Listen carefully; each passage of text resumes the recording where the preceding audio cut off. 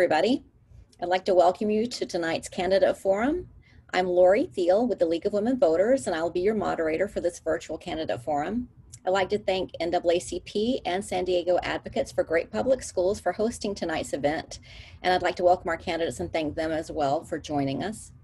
Even though we miss seeing everyone in person, we're reaching more people via Zoom who can hear directly from the candidates to help make this important decision on their ballot. So if you have any questions during this event, please look to the chat box to find out how to reach us and to submit your questions. The League is proud to be a nonpartisan organization, neither supporting nor opposing candidates or political parties, but always working on vital issues of concern to members of the public. Our Voters Edge website is your online resource for more information about the candidates, ballot issues, and detailed voting information. All candidates for local offices have been invited to include their information at Voters Edge with no cost to them. I expect that all candidates here tonight have included their information, and you should find a link to that Voters Edge website in our chat tonight. The League moderates candidate forums using a format that is fair and informative. We ask that the candidates keep to the issues of the position rather than personal attacks, because our goal is for voters to be able to learn about the candidates more than they could get from a campaign ad or, say, social media. The views expressed tonight are those of the candidates, not of the League of Women Voters, and sponsorship of the forum is not an endorsement by the sponsor or by the League of any candidate here tonight. We're recording this forum and it will be available unedited from beginning to end to the public on our website, lwvsandiego.org. We've asked attendees to submit questions in advance online, and you also may be able to submit questions using the link provided in the chat as we go for live questions. So please remember to use civility and respect in wording your question and frame your question so that the candidates can answer them. Tonight, in addition to me, our League screeners consist of Gail Mackler and Jane Andrews, and from our host organizations, Jamie Hagee. Our timekeeper tonight is Janelle Van Dusen. Our Zoom administrator is Fran Carrillo, and Kim Knox is managing our tech. So this forum is for the San Diego County Office of Education District 1. Participating tonight are our candidates, Mark Powell and Gregg Robinson. So you can both join us now, candidates. These candidates will have 2 minutes for their opening statement, 2 minutes for their closing, and 1 minute to respond to each question from the audience that I'll be asking. We will alternate who answers each question first. Prior to the start of this event, the speaking order was determined alphabetically by last name. That means Mark Powell will give the first opening statement and Gregg Robinson will have the first closing statement. So with that, we're going to go to Mark. And Mark, you can share your opening statement with us, please. Thank you. First of all, I'd like to thank the League of Women Voters for having me at this forum. It's very kind of you to host this. I think it's important for the public to be able to hear both sides of the issues and both candidates. With that stated, I'll give you a little bit of background about myself. My name is Mark Powell, the son of Fortune Powell, who was an immigrant and came to San Diego as a refugee in 1958. Fleeing persecution from the Mideast. I'm a first generation American, and I attended public schools, kindergarten through 12th grade. I have 2 beautiful daughters and very smart daughters I'm very proud of, who are now being homeschooled. One's in 10th grade and the other one just graduated. I understand completely what they're going through as far as this pandemic and the lockdown. I'm a veteran teacher. I'm a licensed teacher. I have a single subject, multiple subject teaching credential. I have an administrative credential, and I have a counseling credential, a master's degree in educational administration, a second master's degree in educational counseling, and I also have a bachelor's in criminal justice administration. I've been in education for almost 28 years. I have actual classroom teaching experience. I taught in inner city schools. I've been a school administrator, and I've served for the last 4 years on the San Diego County Board of Education, where I was instrumental in implementing lots of programs. For example, an anti-vaping program. I addressed opioid crisis. I also addressed housing for teachers, affordable housing for teachers, a lot more. And I would like some time to continue all of the programs that I have been instrumental in starting. Thank you, Mark. I appreciate your opening statement. Now we'll go to Greg. You can share your opening statement, please. Okay, thank you. Again, thank you as well for this opportunity. I'm Dr. Gregg Robinson. A little bit of my background. I received my PhD in sociology of education from UCSD, where I worked with Bud Meehan. Bud is very active, past active, started the Preuss School, helped start the Preuss School, one of the most effective charter schools in San Diego. I have spent my life in education. I have taught in the K through 12, community college, and university systems. In fact, I am the only current lifetime teacher in this discussion. I am a current teacher. I am a professor of sociology at Grossmont College. I have done research in education as well, particularly around poverty and its impact on children. You can take a look at my website and see more of the list of that education. My endorsements, I've been endorsed by many educational leaders in our community, including the current president of the County Board of Education, the vice president, the president-elect of the California County School Boards Association, the past president of San Diego Unified, Richard Barrera. I can go on and on. You can also see that on my website as well. I have also been endorsed by some politicians and some leaders in our community. Now, I admit they're all Democrats. I was endorsed by the the San Diego Democratic Party. Now, I bring that up not for partisan reasons, but because of the importance of values. We live in a time, unfortunately, where too many politicians believe that science is suspect, that decency and tolerance, concern for equity and diversity in our school systems is suspect itself. I have committed my life to that kind of opposition, to those kinds of beliefs, that education should be there for the most vulnerable of us. And that's my commitment and why I'm running again for the County Board of Education. Thank you, Greg. I appreciate your opening statement. And since Mark started with the opening statements, Greg, you'll get the first question.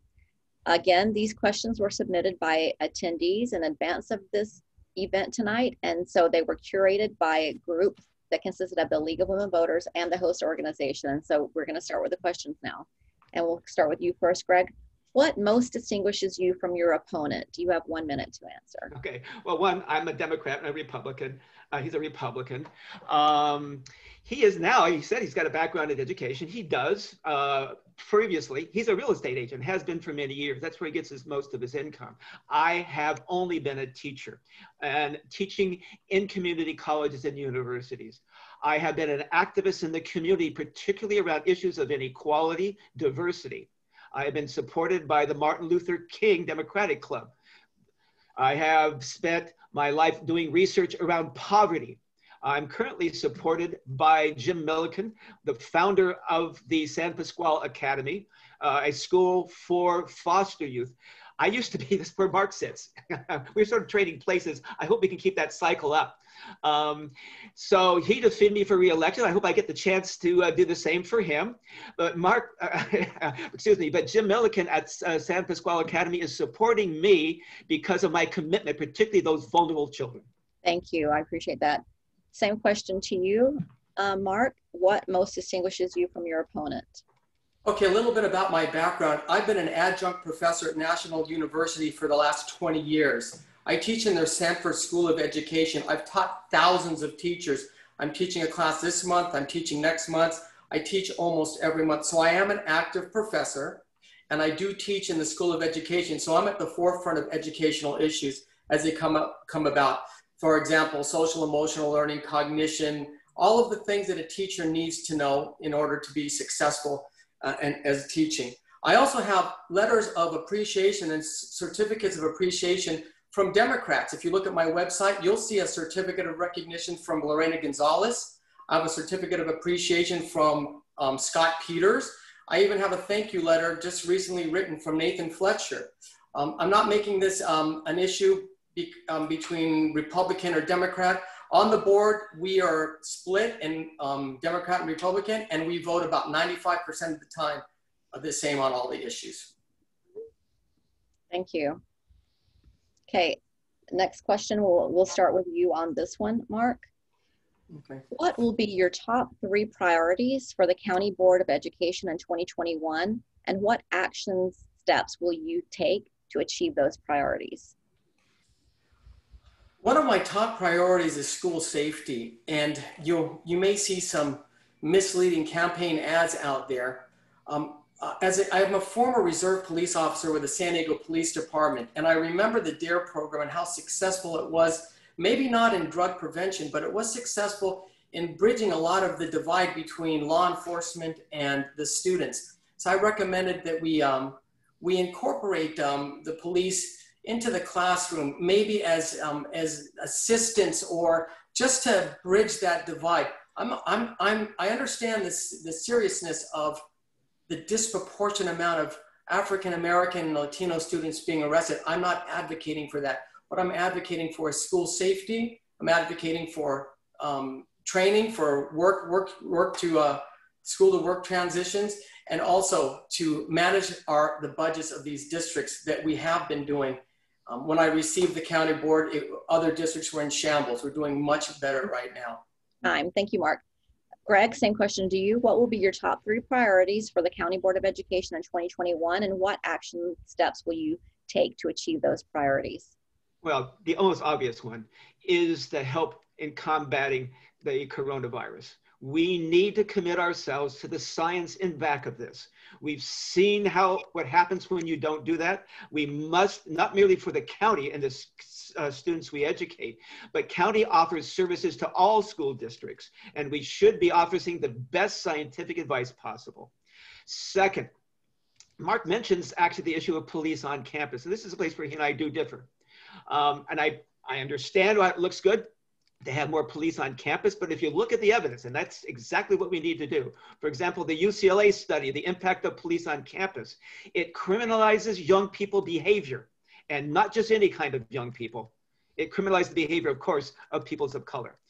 Third, I think we really need to focus for the county on the most vulnerable children, and those are the ones the county educates. It's foster youth, homeless, and children in the juvenile justice system.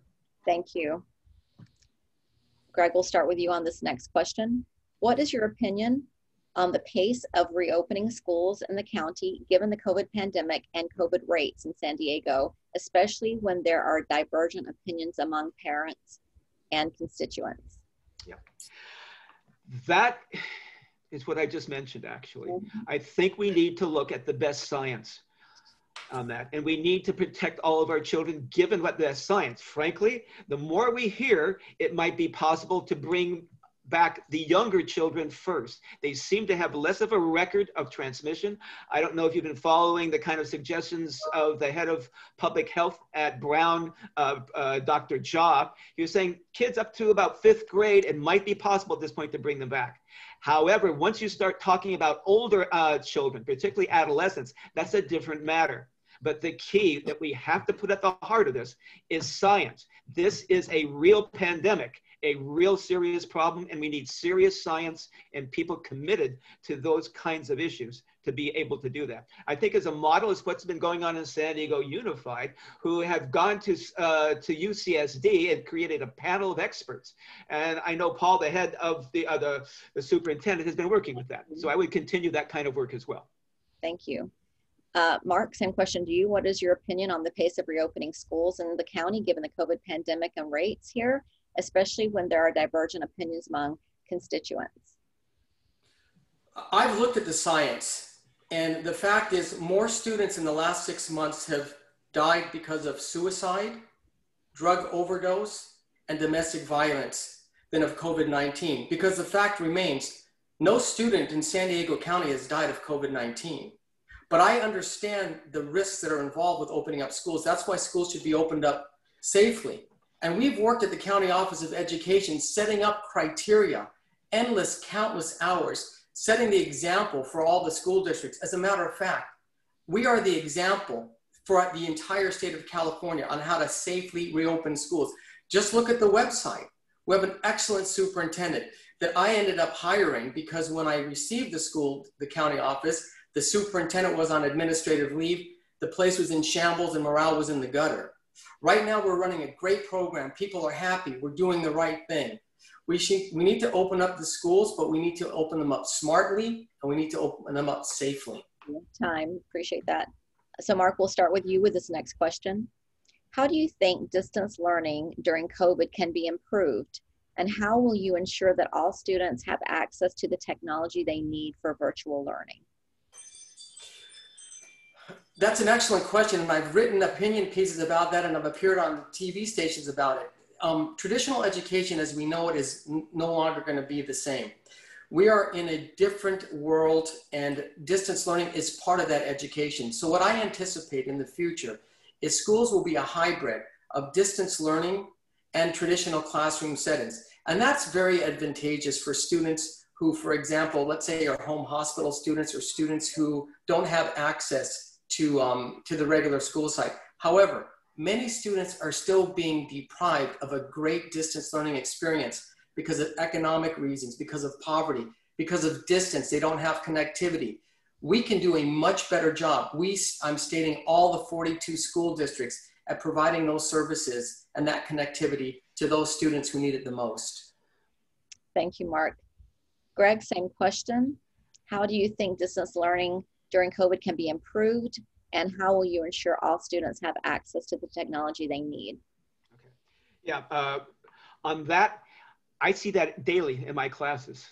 Teaching in a community college, we have kids who don't have access, not merely to the high tech, to the internet access. It's even just a quiet room where they can go and spend time. We need to be able to use these technologies as best we can, but let's be honest, this is making the disadvantages based on income even more dramatic. Those kids with high income, parents are creating these pods for their kids.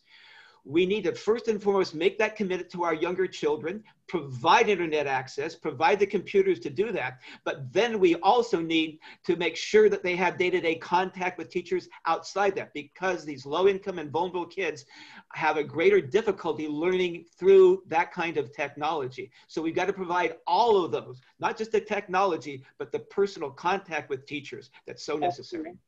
Time. Thank you very much. We'll start with you on this next question, Gregg. And this actually goes to what you were just saying regarding the vulnerable students. Given that the county has so many students who are considered vulnerable, do you think the county needs additional staff, programs, and or funding for these students during the COVID pandemic? And if so, what would those be? Absolutely. That, I think, is one of my top priorities, as I've indicated.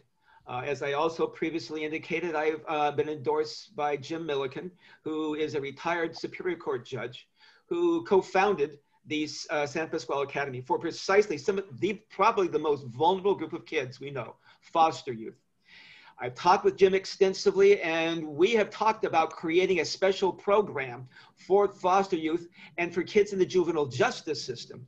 We know these kids come in with incredible educational deficits. One of the things we can and should be doing is focusing on what we would like them to know, but what they need to know. And that is, for example, high intensity training in reading. Jim thinks that's a really important background he saw when he was on the bench. And I think that's a commitment I would strongly make for our kids. We need more psychological counseling for those kids. They come in raw. They come in needy. Kids who are homeless need more than just a teacher. They need help with their social life. I appreciate that. Mark, same question.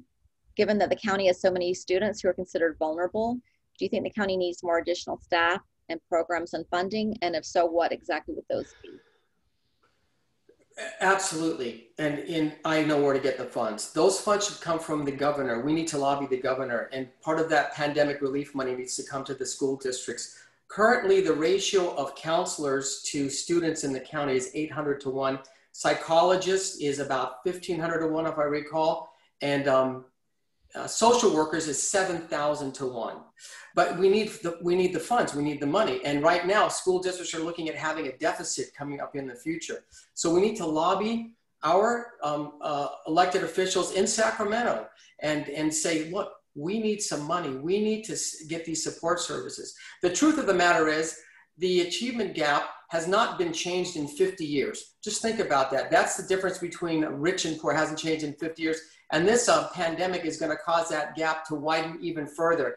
estimated that African American Latino students may be 1 year behind when all other students 7 months behind. So we need those services and we need them now. You. Time. We're going to start with you on this next question. Okay. What new programs would help the county high school students be more prepared for life in the 21st century? The County Office of Education has already taken a leadership position in doing that. And what we've been doing is we've been having more career technical education.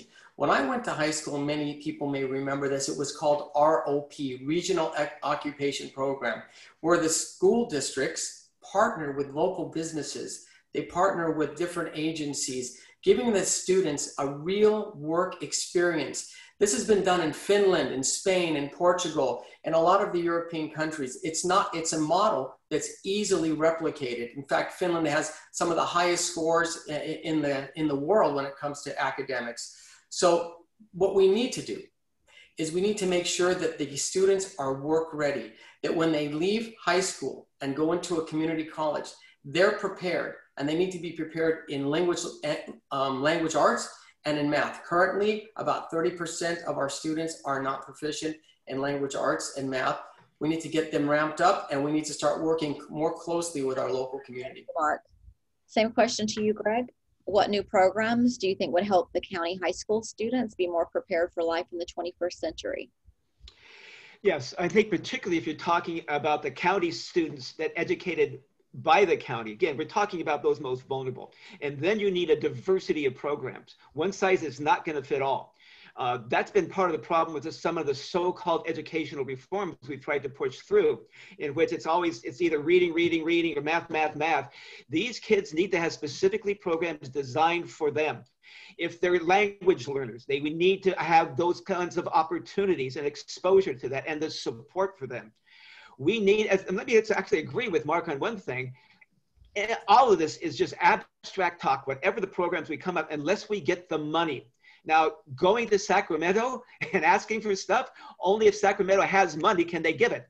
Here's the key. There is a proposition right now, Proposition 15, that will increase funding for schools.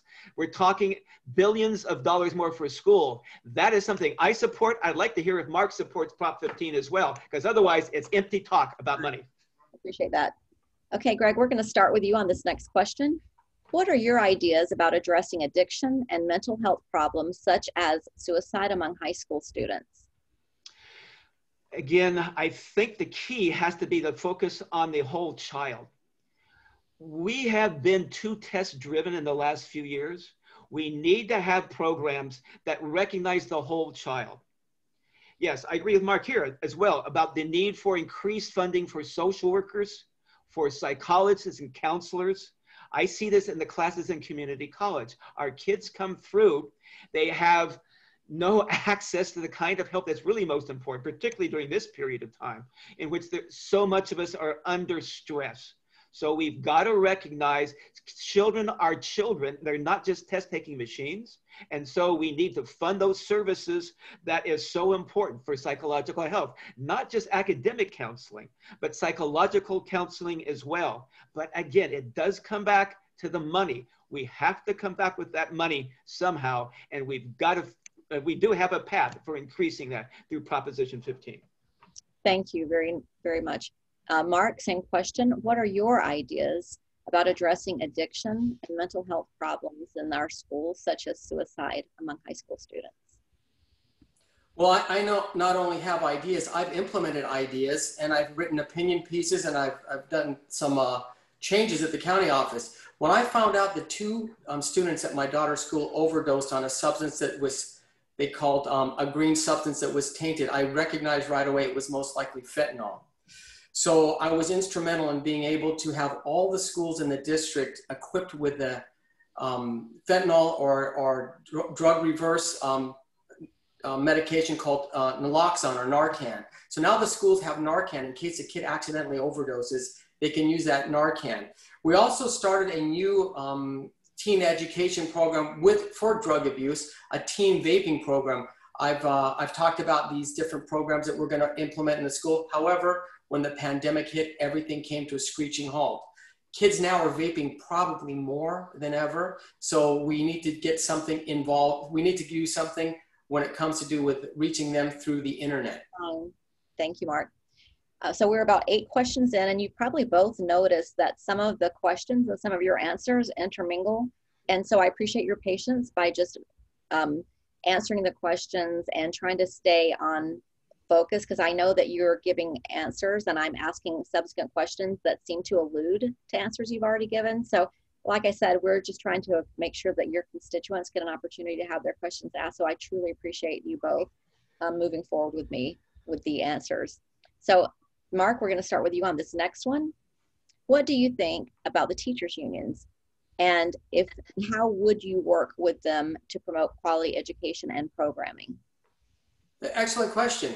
I was in the teachers union for years, and I have nothing against unions. In fact, unions provide a very good service for school districts. However, when unions become abusive, when unions send out misleading or kind of negative ads, it really makes them look like they're not supporting the students. I understand teachers unions support teachers. However, they should also consider what effect their decisions are on the students, because any decision that impacts teachers also impacts students.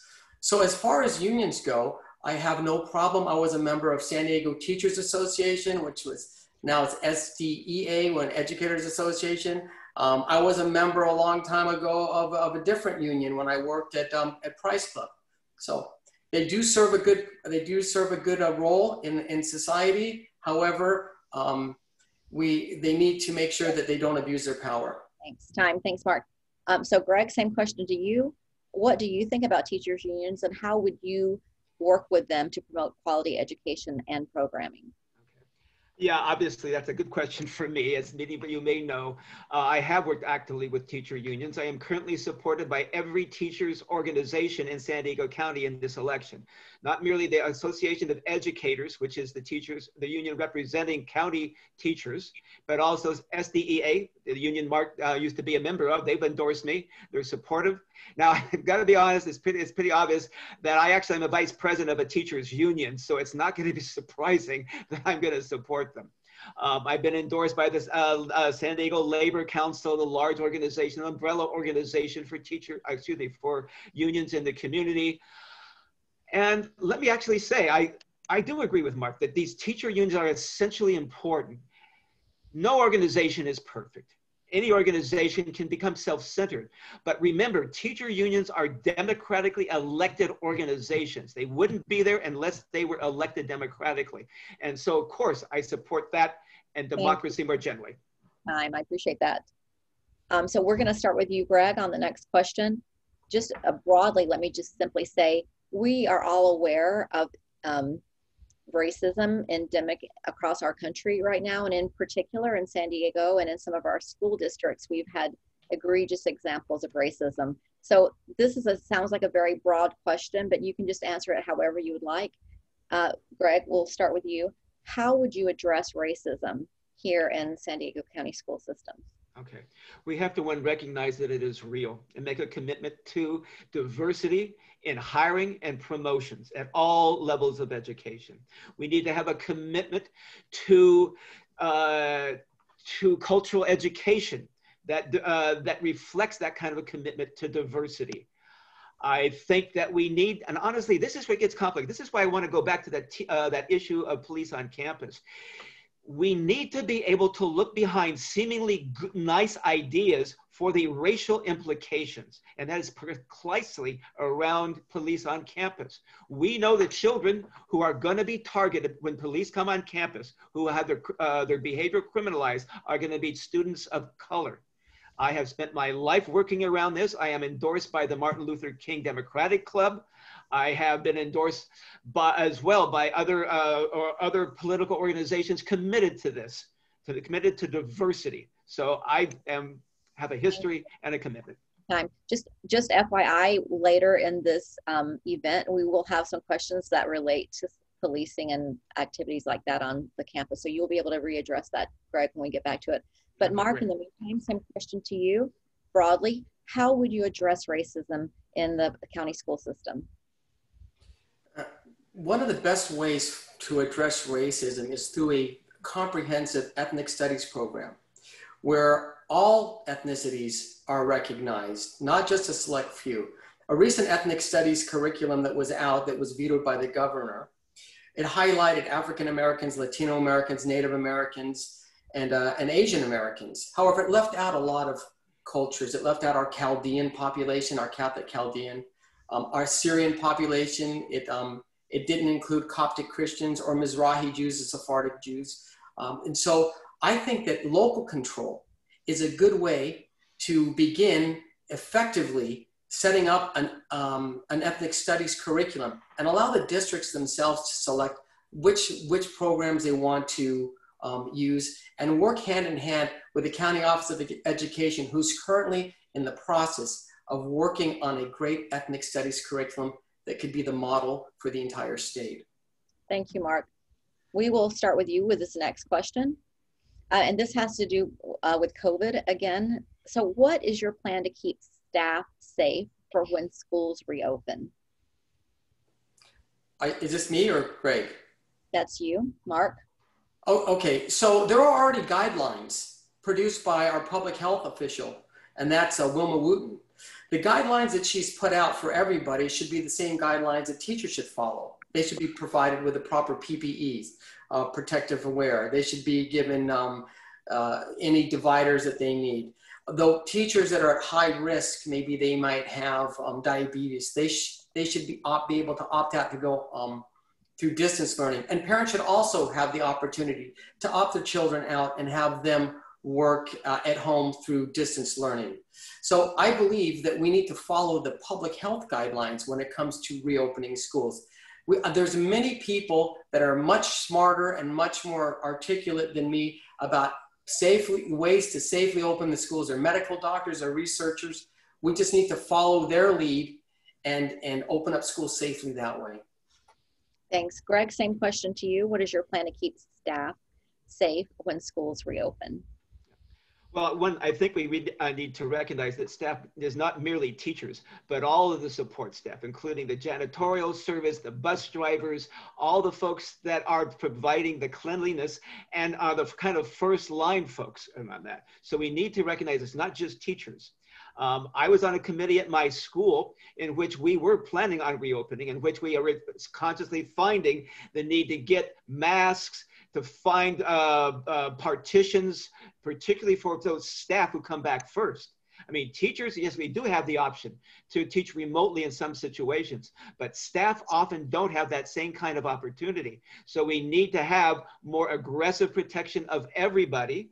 We need to make sure that our students realize that it's not just a matter of whether students get exposed to it, whether, yes, we know that students very likely will not die from that, but they are going to take that disease home to them and they can expose their teachers to it as well. So we need aggressive testing to make sure if everybody is tested inside the school district. Okay, we're going to start with you, Greg, on the next question. And this has to do with race, equity, and social issues. How will you ensure all students have equitable access to coursework, whether in person or online, so that they may succeed and continue on to post-secondary schooling? Sure. I think, as you said before, this does repeat a little bit of what we previously spoken of.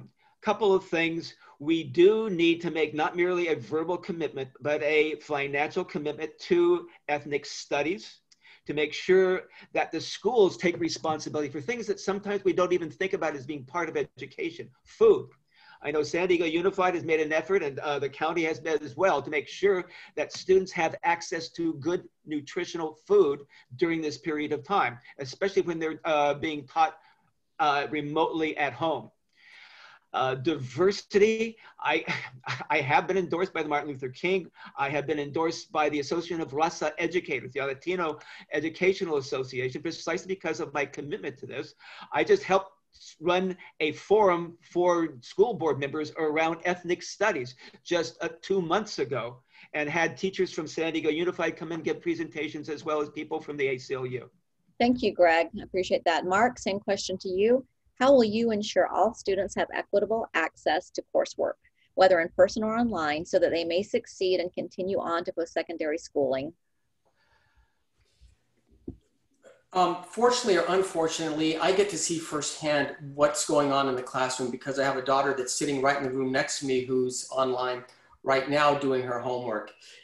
One way to ensure equitable access is to make sure that we're working in conjunction with our local internet providers. There are some areas of San Diego that do not have internet connectivity, and some of the rural areas and some other areas.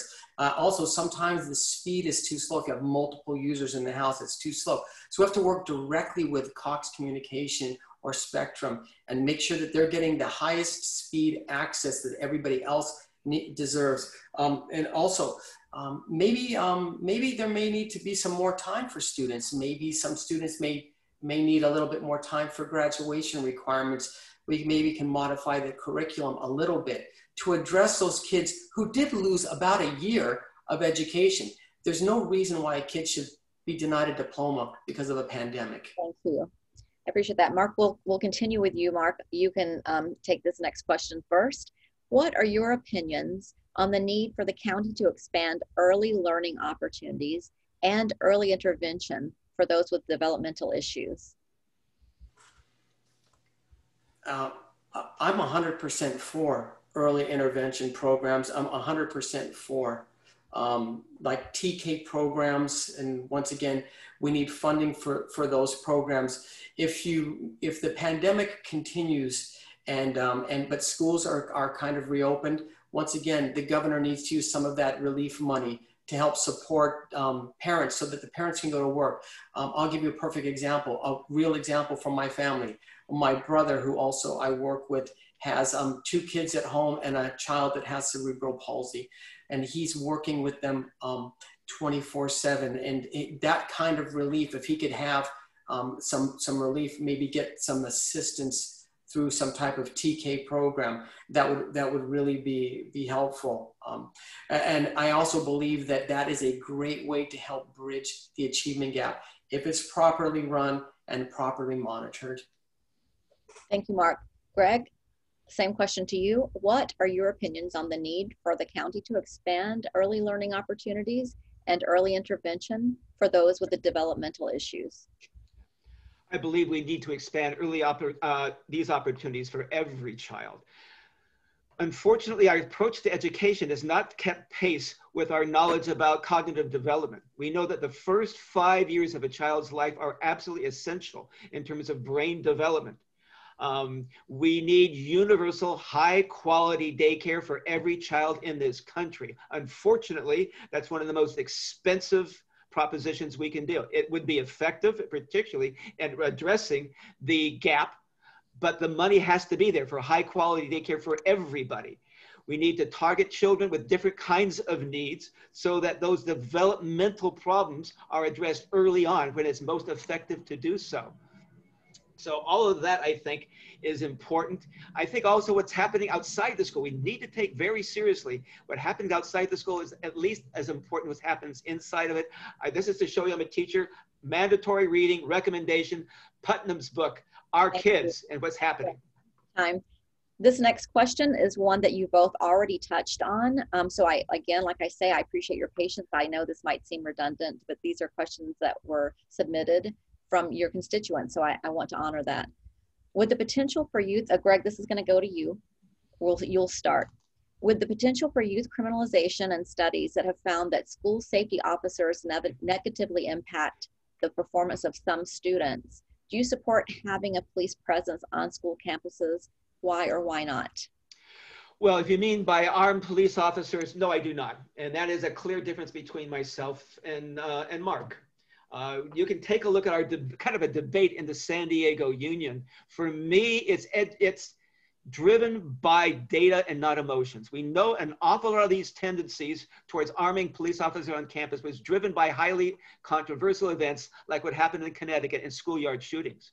We know, ironically, the safest place for most of these kids who come from low-income communities is inside the school, not outside it. And so when you put police officers on campus, we know that kids will engage in obnoxious behavior. The problem is when you criminalize that behavior. And what I really think is important is a UCLA study of what happened when they brought police into the Los Angeles Unified School District. They had a skyrocketing level of criminalization of children as young as 9 years old because that obnoxious teenage behavior and childhood behavior became a matter of criminal indictment. Appreciate that. Mark, same question to you. With the potential for youth criminalization and studies that have found that school safety officers negatively impacted the performance of some students, do you support having a police presence on school campuses? Why or why not? Based upon even Summer Stephan, our district attorney, there's two major crimes in San Diego County. One is drug dealing, and the other one is a sex trafficking. The average age of a sex trafficked individual is 16 years old, and they're typically female, although males are also sex trafficked. They are typically sex trafficked by gang members who drive around the school or use social media to target these girls. Can you imagine what it would be like if you didn't have any law enforcement present on the school? These predators would be right in the school parking lot, trying to solicit our young girls and our students into sex trafficking. They will be selling drugs openly, these drug dealers. Our borders are porous. That's where all the drugs come through. So who are we gonna send out there? The vice principal, the custodian to tell these drug dealers and these gang members to leave? We definitely need some police presence on our school to keep our kids safe. Time. You get this. You get to start with this next question. It says, how do you expect the county school board to cope with large budget shortfalls caused by COVID while maintaining as much support for teachers and students as possible, especially those who may have a difficult time accessing the resources necessary for a remote learning environment? That's to you, Mark. Okay. I apologize. I thought that was going to go to Greg, so I was writing some notes down. Could you repeat the question? So the pattern here is one person gets the first question first, and then the next person gets the question answered first. Okay. Okay. The last person who speaks will be the first person who gets the question. Understood. So okay. That's okay. I'll read it to you again. Okay. How do you expect the county school board to cope with large budget shortfalls caused by COVID while maintaining as much support for teachers and students as possible, especially those who may have a difficult time accessing the resources necessary for a remote learning environment? We're going to have to also solicit our assembly and our legislatures in office. And I know that there is a proposition, Proposition 15, which is vehemently opposed by the NAACP. Because what it does is it really affects our economy. It affects the way people generate money through certain property taxes. So I'm not sure which way that is going to go, but you shouldn't destroy one kind of a establishment just to prop up another establishment. Like I said, even the NAACP is opposed to Proposition 15.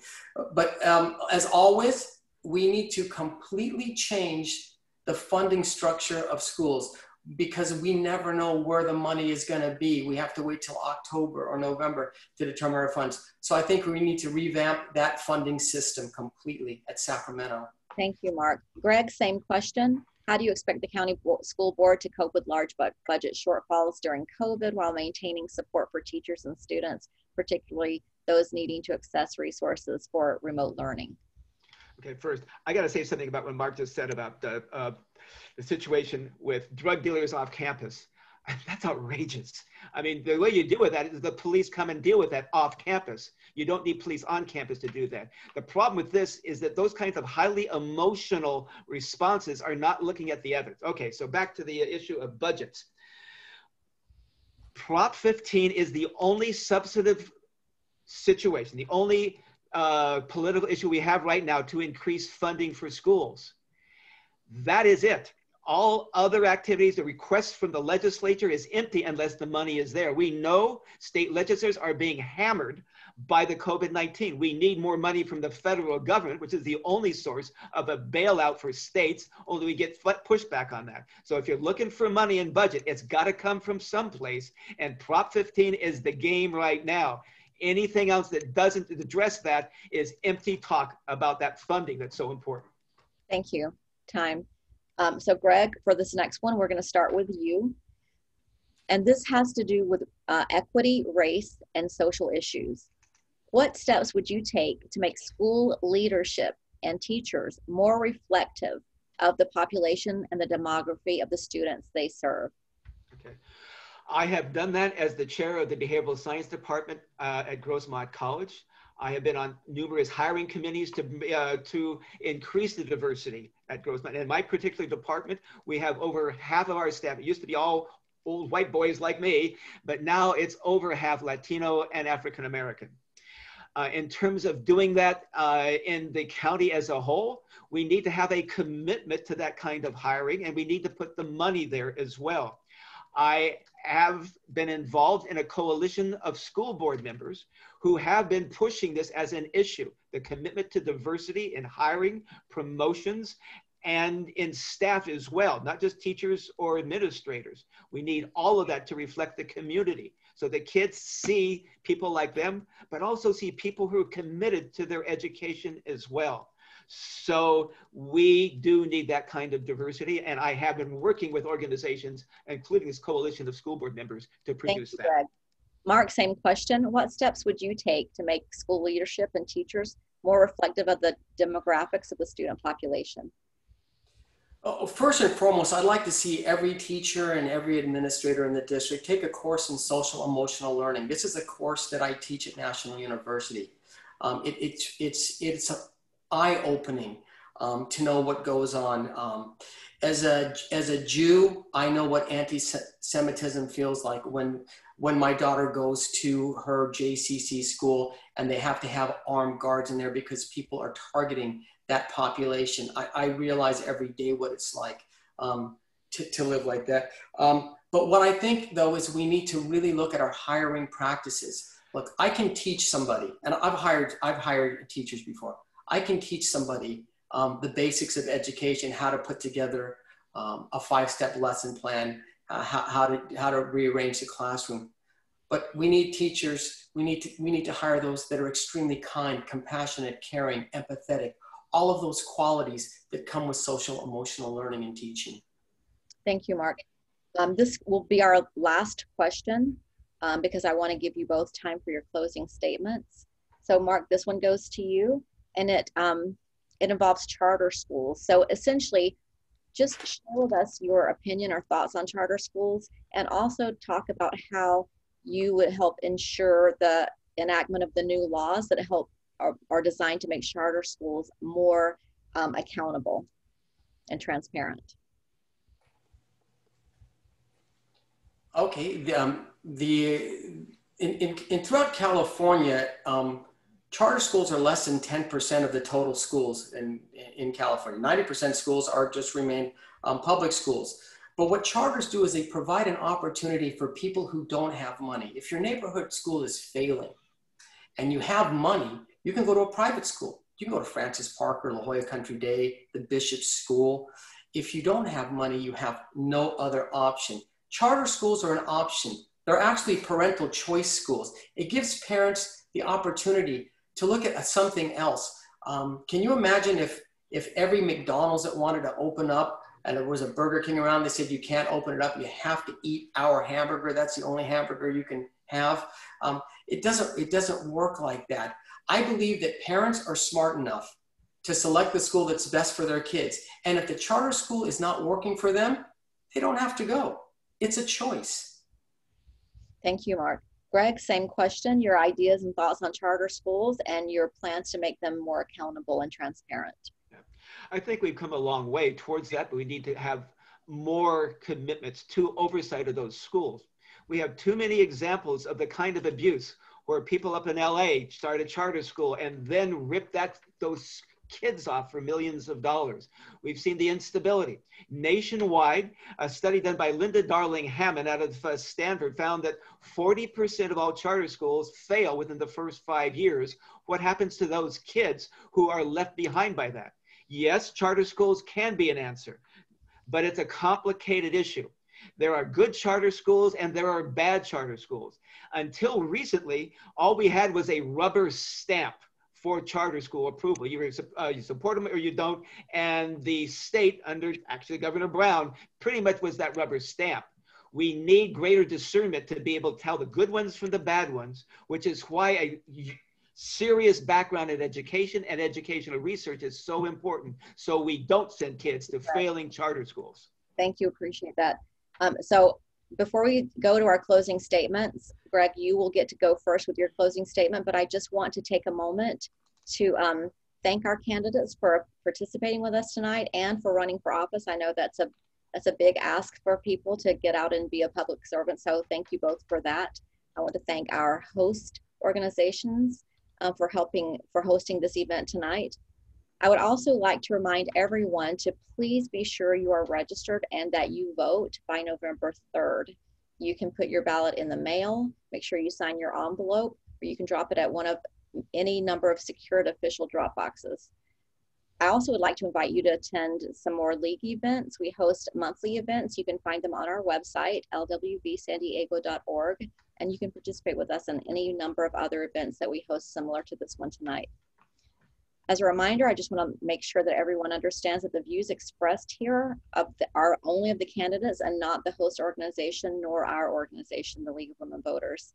So with that, Gregg, you get to start with closing statements. And after you have finished your closing statement, we will move to Mark for his closing statement. So Gregg, 2 minutes for your closing. Thank you. Thank you again. I forgot to say something that my son really made a demand that I say. My son is LGBTQ. He's trans. And he said, Dad, some people are asking me about you. You haven't made a strong enough statement about support of trans and the LGBTQ community. So let me be real up front. When I talk about diversity, I strongly support the concern and care for our LGBTQ community. I know what my son went through when he was my daughter in school and the kind of harassment he faced. No child should be seen that. I am strongly in favor of that. So I hope I get this recorded. I'm going to send this to him so he knows that I said this. Okay, thanks. In conclusion, let me say, I know how important education is. When I was a kid, my parents went through a period of time in which we were homeless. They were drinking heavy. They lost the house. We lived in and out of motels, which we ran out on the bills for. And then finally, we living in the back of the car. I was taken in by a family. I'm the first in my family to go to college.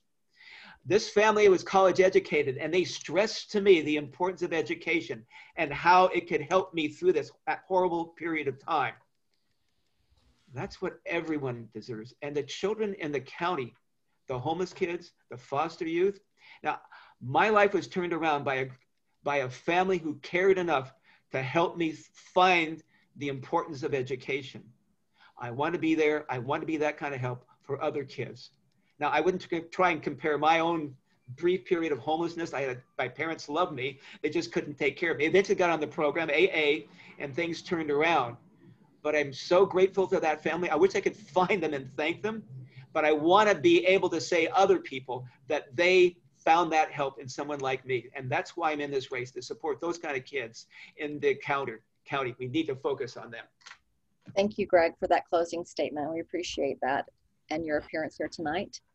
Now, Mark, for your closing statement, you too get 2 minutes for your statement. Thank you. When I was elected to office back in 2016 and handed over the County Office of Education, it was in shambles. It was a disaster. The superintendent was on administrative leave for, I have no idea why, but there was no superintendent. We had an interim superintendent. All of the administrators in the county office were relieved of their position and forced to reapply for their position. Some people were reassigned for no apparent reason at all. The morale was in the gutter. So with my leadership, we managed to hire a new superintendent. Little by little, we started turning around the County Office of Education, turning around other school districts, that budgets were out of control.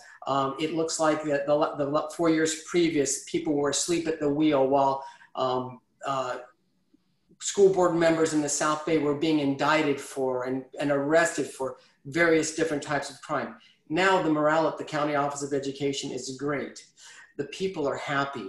I'm working in support of my other board members. We vote about 95% of the time equally on all the issues, where I believe my colleagues are also my friends. Some of the proactive things that I've done, I've implemented an opioid program, affordable housing for teachers, the teen vaping, addressing mental health, prevent drowning program. I've started working with human trafficking, guidelines for distance learning. If you look at my website, Mark Powell for Board of Education, you can see some of the work that I've done, and it's going to take another 4 years for me to complete it. I would just appreciate your vote, and I ask you kindly, if you haven't voted yet, please vote for me. Thank you, Mark. Well, to that point, I'd like to remind everyone that even if you haven't registered to vote, I know the registration deadline has officially passed, but you can still be a conditional voter. You can show up at your polling place and you can register to vote on site and cast your vote on the same day here in California. We have very good voter support laws here. So everyone who is in attendance and watching this, I hope you do make plans to go vote. Make sure you cast your ballot and get it into the Registrar of Voters by November 3rd, which is the deadline for voting this year. With that, I'd like to thank everyone for attending. I'd like to thank our candidates for participating and for running for office. I'd like to thank my team for helping make this event possible. And good night to everyone. Good night. Thank you for having us. Yeah, thank you so much.